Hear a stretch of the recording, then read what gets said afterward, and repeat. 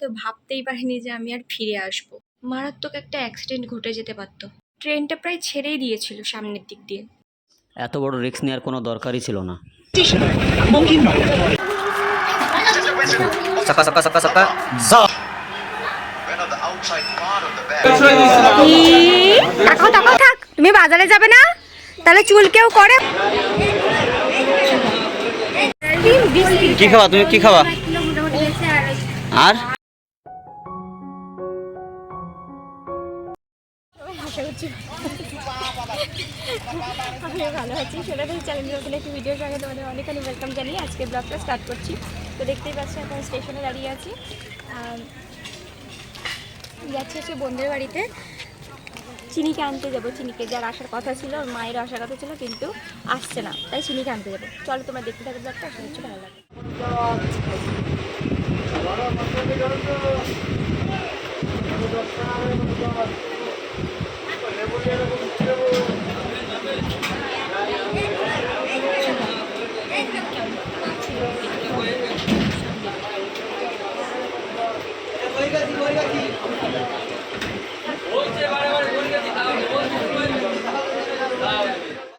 হঠাৎ করে আমাদের ঠিক হলো বোনদের বাড়িতে যাব। তবে না, বোনদের বাড়ি পর্যন্ত যাব না, ওদের মাঝেগ্রাম স্টেশন পর্যন্ত যাব। নিয়ে বোন আসবে আমাদের মাঝেগ্রাম স্টেশনে, চিনিকে আমাদের কাছে দিয়ে ও বাড়ি চলে যাবে। ও আসবে আগামীকাল। তো এখানে নেমে, মানে রানাঘাটে নেমে আমি এখান থেকেই নিয়ে নিলাম লস্যি। আমার এখানকার লস্যি খেতে ভীষণ ভালো লাগে। এখানকার আর কাঁচাপাড়ার লস্যি ছিল আমি খুব একটা বেশি খাই না। এখানকার লস্যিটা সত্যি খুব সুন্দর বানায়। তবে আজকের লস্যিটা খুব একটা টেস্টি লাগলো না, মুখটাই কেমন হয়ে গেলো, খুব বাজে বানিয়েছিল, মানে মোটামুটির ওপরে।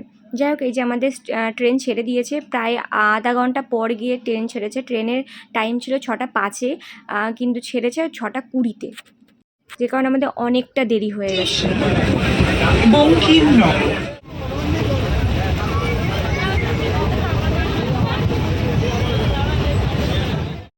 আজকে ভয়ানক একটা দুর্ঘটনা ঘটে যেত আমাদের সাথে, আমার সাথে, বিশেষ করে আমাদের সাথে নয়, আমার সাথে।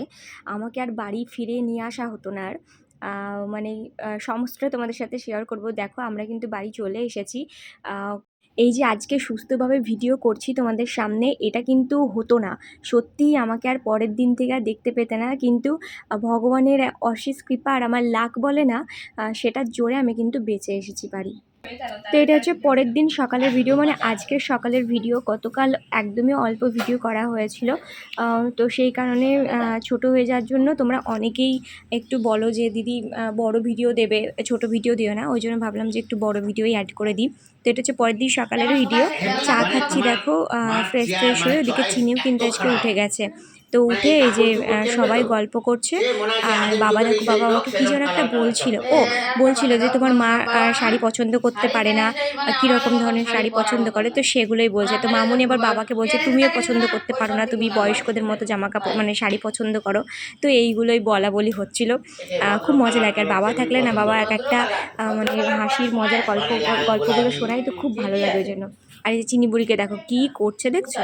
ও তো মামার বাড়ি এসে ভীষণই খুশি।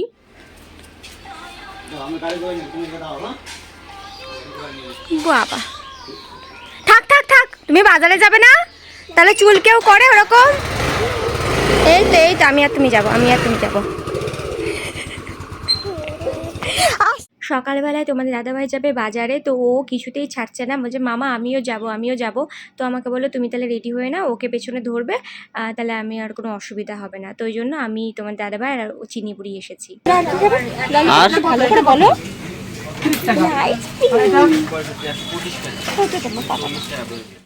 বাজারে গেছিলাম মাছ আনতে। ওটা সাধারণত বাবাই যায়, বাবা যখন থাকে বাবাই নিয়ে আসে, নয়তো তোমাদের দাদাভাই যায়। তো আজকে বললো যে চলো তাহলে, ও যাবে বলছে, তোমাকেও চলো নিয়ে যায়। তো ওই জন্য আমিও গেছিলাম। আমি কিন্তু এই সকালবেলায় বাজারে যাওয়া একদমই মোটেও পছন্দ করি না, ভালো লাগে না। তো কি করব, চিনি বললো ওই জন্য যেতে হলো। তো এসে এই যে সবজি টবজি সব কুচিয়ে দিচ্ছি মামুনিকে। আচ্ছা, এবার চলো বলি ঘটনাটা আমাদের সাথে কি ঘটেছিল। ওই আসার বাচ্চা দেখ পানির খাবার নিয়ে, ঠিক আছে?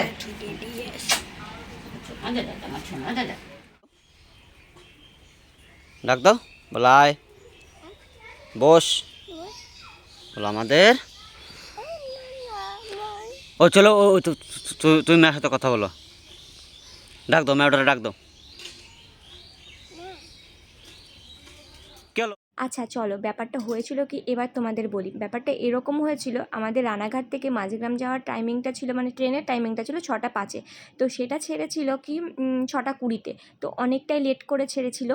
আর মাঝেরগ্রাম থেকে রানাঘাট আসার দুটো মানে টাইমিং আছে, একটা হচ্ছে 8:30টায় আর হচ্ছে 7টা 5-এ, হ্যাঁ এরকমই।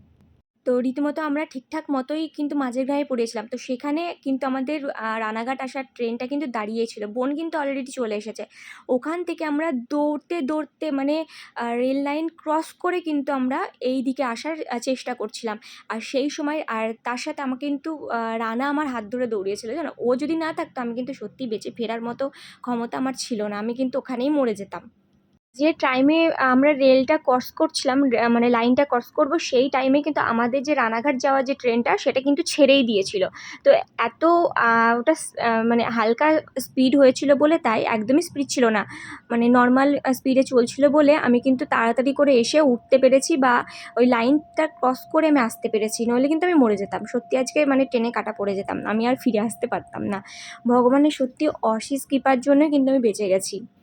আর বিশেষ করে রানা ছিল বলে, ও যদি আমাকে না নিয়ে দৌড়াতো নাহলে কিন্তু আমি সত্যিই পারতাম না। আর আমার যা অবস্থা, আমি দৌড়াতেও পারি না সত্যি, প্রচণ্ড হাঁপিয়ে যাই, যেহেতু আমার অ্যাজমার আছে, সেই কারণে আমি একটু দৌড় দিলেই আমি হাঁপিয়ে যাই। তো ভীষণ একটা রিস্কে আমরা এসেছি। তো এবার তোমরা বলতেই পারো, দিদিভাই এত রিস্ক করে কেন আসলে? এবার দেখো, চিনিকে যেহেতু নিয়ে আসছি, আমরা যদি 3জন থাকতাম কোনো অসুবিধা ছিল না, বা বোন যদি শুধু একা থাকতো কোনো অসুবিধা ছিল, আমরা পরের ট্রেনে আসতাম যত রাত হোক না কেন। কিন্তু যেহেতু একটা বাচ্চাকে নিয়ে আসবো, বুঝতেই পারছো রাস্তার মাঝখানে কত বিপদ আপদ হতেই পারে। তো সেই কারণে আমরা এরকম একটা রিস্ক নিতে বাধ্য হয়েছি, নাহলে কিন্তু নিতাম না। তো বাড়িতে এসে তো প্রচুর বকা খেয়েছি মামনির কাছে প্লাস বাবার কাছে। বাবা তো ভীষণ বকাঝকা দিচ্ছিল। আমি ভীষণ ভয় পেয়ে গেছিলাম সত্যি। এরকম রিস্কের কাজ একমাত্র আমি 2বার আমার সাথে ঘটলো এরকম। আর একবারও আমার সাথে এরকম একটা হয়েছিল ঘটনা, আবার কালকেও। তো 2বারই বেঁচে ফিরে এসেছি, জানি না 3বারের বেলায় কী হবে। আর আমি আর জীবনে এরকম কাজ করব না। যাই হোক, দেখো পরের দিন সকালবেলায় রান্না বান্না সমস্ত কিছু কমপ্লিট। তো কেউ কিচ্ছু খেলো না, মামনি বললো পরে খাবো, তোমার দাদাভাই বললো পরে খাবো, ওই জন্য আমি বললাম তাহলে আমিই খেয়ে নিই। আমার প্রচণ্ড খিদে পেয়েছিলো, রাত্রিবেলায় অল্প ভাত খেয়েছিলাম, একদম খিদে মরে গেছিলো। তো ওই জন্য খাইনি, ভয়ে আসলে আমার খিদে একদম মরে গেছে। ওই জন্য আমি খেয়ে নিলাম। আর চিনি এই যে স্নান টান করে এখন একটু ঘুমো দিচ্ছে। খেয়ে টেয়ে নিয়ে তারপরে ঘরটা পরিষ্কার করে মুছে নেব, মুছে টুছে নিয়ে তারপরে স্নানে যাব। বীভৎস গরম বাবা! তোমরা কে কোথা থেকে দেখছো, তোমাদের ওদিকে কীরকম গরম পড়েছে অবশ্যই কিন্তু আমাকে কমেন্ট বক্সে জানাতে ভুলবে না।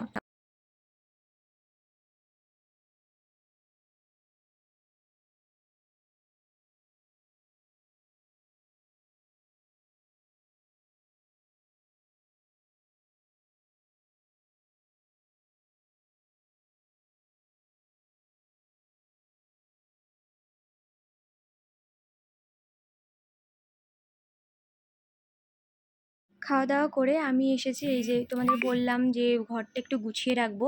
আর এই যে মানে সানসেটটা এত নোংরা হয়, তার মানে কি বলবো।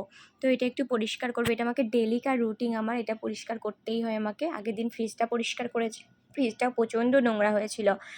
আর বাবা যেহেতু ছাতু খায়, ওই জন্য বাবা মামনি ছাতু কিনে রেখেছে, সকালবেলা একটু করে দেয় বাবাকে গুলিয়ে। আর তোমার দাদাভাই আগে খেত, এখন একদমই পছন্দ করেন না খেতে। তো চলো এটা পরিষ্কার করে নিই। পরিষ্কার করে যাব স্নান করতে, স্নান টান করে এসে তারপরে পুজো দেবো।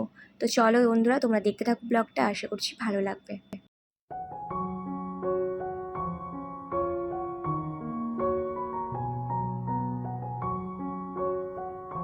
এইমাত্র স্নান টান করে, এইমাত্র না অনেকক্ষণ হয়ে গেছে স্নান করা, স্নান টান করে পুজো টুজো দিয়ে বসে আছি। চিনি ঘুমোচ্ছে, ওই জন্য চিনির কাছে এসে একটু বসলাম, নাহলে একা একা তো ভয় পাবে না, কাঁদতে শুরু করে দেবে। ভীষণ ভয় পেয়ে গেছিলাম কালকে, এমন একটা রিস্কের মধ্যে দিয়ে আসলাম, মানে কি বলবো, ভীষণ ভয় পেয়ে গেছিলাম। আর গরমও পড়েছে, অস্বস্তিকর গরম পড়েছে বাবা, এত গরম তার মানে বলার মতো না। ওখানে যখন ছিলাম ওখানে তো ওই বিকালের দিকটাতে হাওয়া টাওয়া বইতো, আর এখানে তো একটা গাছের পাতাও নড়ে না। কি বলবো তোমাদের, সারাক্ষণ আর ফ্যানের হাওয়া মনে হচ্ছে যেন দুপুরবেলায় গরম, মনে হচ্ছে যেন সেই আগুনের ওপরও শুয়ে পড়েছি, এরকম একটা ব্যাপার। যাই হোক বন্ধুরা, আজকের মতো ব্লগটা এখানে এন্ড করছি। কেমন লাগলো অবশ্যই কমেন্ট বক্সে কিন্তু জানাতে ভুলবে না। দেখা হচ্ছে নেক্সট ব্লগে, ততক্ষণের জন্য সবাই ভালো থেকো, সুস্থ থেকো।